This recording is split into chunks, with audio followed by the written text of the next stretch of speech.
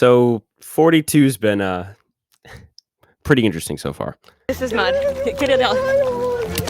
Freaking! It has to look like unbelievable. I've been on such a strict skincare routine. They're gonna have to take me off. To that, though, we have another survivor first. There were only 2 votes cast, which means 2 people did not vote. It will come down to if I and Daniel, you guys will decide. I'm swinging a hatchet, and then you put your toe underneath it. This is my workspace. You came into my workspace. You're walking back and forth. Because it's all my workspace. Okay, Look, I can't this argue is with what you I'm there. saying. This I is what love I'm you. saying. I don't want to. Okay.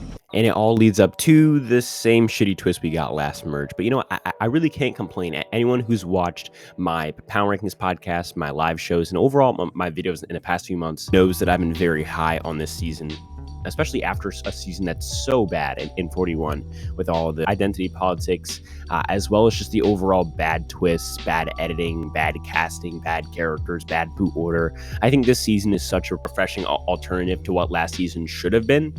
But at the same time, it does suck to get this bad merge twist, which is actually what my first bold prediction is about. But first, like, subscribe, share, bell, everything. It's free, it's easy, and it really, really helps. And if you haven't already joined our Discord server in the description, we have tons of fun over there. You can ask me a question, you can suggest future video ideas, and you can talk to fellow fans of the channel about Survivor, Big Brother, Amazing Race. And if that's it, here's 5 bold predictions for the merge of 42. So my first one is actually based off of something that we see in the next time on Survivor, where Rocksroy is giving a confessional from a very high up place. Biggest moment in the game so far. Last season, we saw Erica on Exile Island give her confessionals from a very high up spot as well. And so to me, this wouldn't be coming out of the blue, as Rocksroy has become a pretty big character to this point.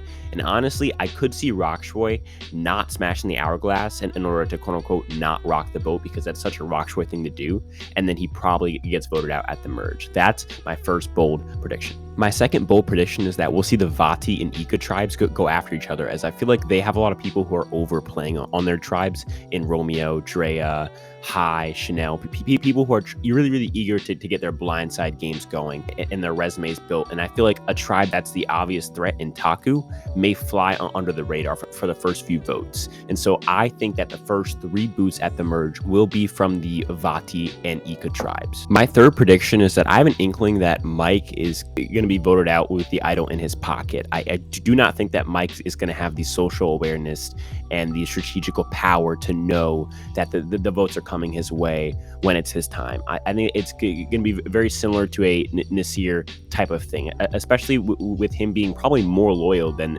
Nasir is. I mean, Mike said it himself, he's very, very loyal to a fault. He literally has loyalty to Daniel until they die, which is crazy. Like, he's very, very loyal, and I feel like this is going to come back to bite him. We've seen him get this aloof edit where he loses his idol twice. And they show it both times, meaning that they're probably trying to portray him as a dummy, which I think you wouldn't do for someone who's not going to go out in a dumb way. Another prediction of mine is that we are going to end up seeing Romeo and Drea in a fire making challenge at the end where Drea will win. And I get this from the scene where Romeo is essentially rooting for Drea to win and telling us why he chose Drea as his number 1 ally. He says that she reminds him of the women that he works with back home, being a pageantry coach, whatever that means.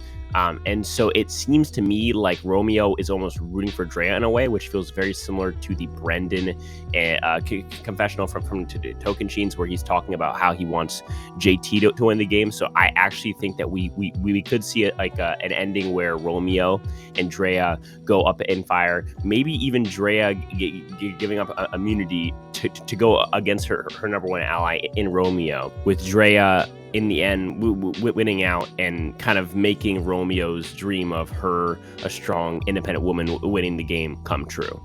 And lastly, with 41 being such a bad season, we lost a lot of viewers, going from around 6 million viewers and ending the season at about 5.5 million viewers. And then to start this season out, we got about 4.9 million viewers, and now we're back up to 5.5 4.5 million viewers by episode 5. And so my prediction is that we will be able to break that 6 million mark again and get back up to where we were last year at the start of 41. Since a lot of people left after 41 was finished airing and after that very disappointing season. But what do you think? Give me your boldest prediction and put it down in the comments. And if it makes any sense, maybe I'll like it. Again, none of this happens without you guys. I'm Mr. Weird Guy speaking no weird microphone. So that's what I'll talk to you guys in the next one. Peace.